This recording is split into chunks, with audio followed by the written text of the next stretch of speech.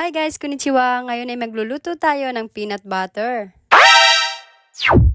Siyempre, dito tayo magluluto sa pangmalakasan nating lutuan. So, dito lang naman yan sa Bacani Compound, guys, na inupahan ng mga kapatid ko. Dahil malaki ang space, ayun, ginagrab namin ang opportunity para makapagluto dito sa labas. Sa susunod, yung pangmalakasan naman namin, swimming pool ang ilalabas dito. Tingnan nyo nga yung mangga ng kapitbahay namin, oh. Hitik na hitik sa bunga. So, ayan, ilaalagaan namin yan. Dahil nandito siya banda sa amin, kaya tuwing hapon may pauso kami dyan, parang yun na nga ang dilig niya. Ingredients nga lang ng peanut butter, mani, mantika, at kalahating wash na sugar. So, umpisahan na natin sa paglagay ng mantika sa ating kawali. Hinihintay lang natin yan uminit para mailagay na ang 1 kilong mani. Tapos lalagyan lang natin ng konting asin yan para medyo may alat naman siya at hindi puro tamis lang. Alam nyo bang favorite to ng mga kapatid ko? Kaso minsan nga lang kami gumawa nito. Kung kailan lang maisipan, tsaka lang mag-aambagan. What? Kapag ma-brown na siya at naamoy mo na, means luto na. Expert na nga ni Ate Dik ang paggawa niyan. Ayan, ganyan lang siya kadali. Parang maning itinitinda lang sa mga gilid. Meron 5 tsaka 10, di ba? Pero ito, imbis na asin ang nilalagay, asukal naman para manamis-namis. Yung kalahating asukal, hindi nga masyado inuubos. May tirang konti. Baka kasi masobrahan naman sa tamis. Tapos hahaluin mo lang na maigi at palalamigin niya ng konti. Saka ipapagiling habang pinapalamig, kumuha muna kami ng mangga. Baka maunahan pa kami ng mga batang tambay. What? Char. Ang sausawan ko nga dito, imbis na asin at bagoong toyo na may asukal ang ginawa ko. Wala lang, dati pa naman kasi namin ginagawa to, lalo kapag sobrang asim ng mangga. Pero alam niyo ba yung pamangkin kong isa, nako, kahit walang asin, bagoong o toyo, kahit maasim pa yan, wala lang sa kanya yan. Yung tipong kami asim na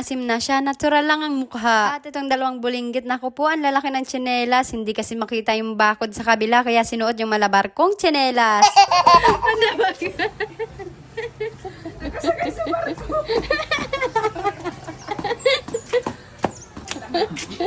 Oh my God! Ano yan?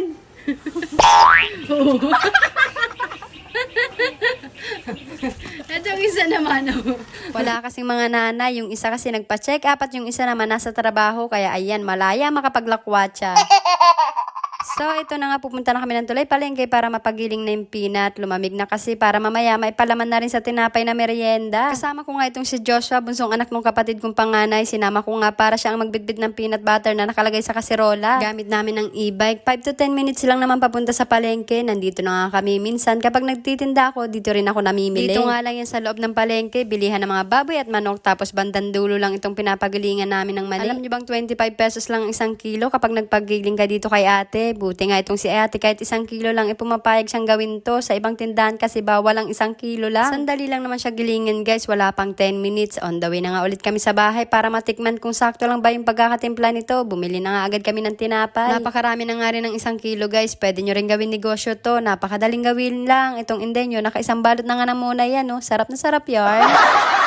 Saktong-sakto lang ang lasa at wala na nga patumpik-tumpik pa ang inday nyo, nakaligo na, magluluto na naman kami ulit pero ulam na for dinner. Wow!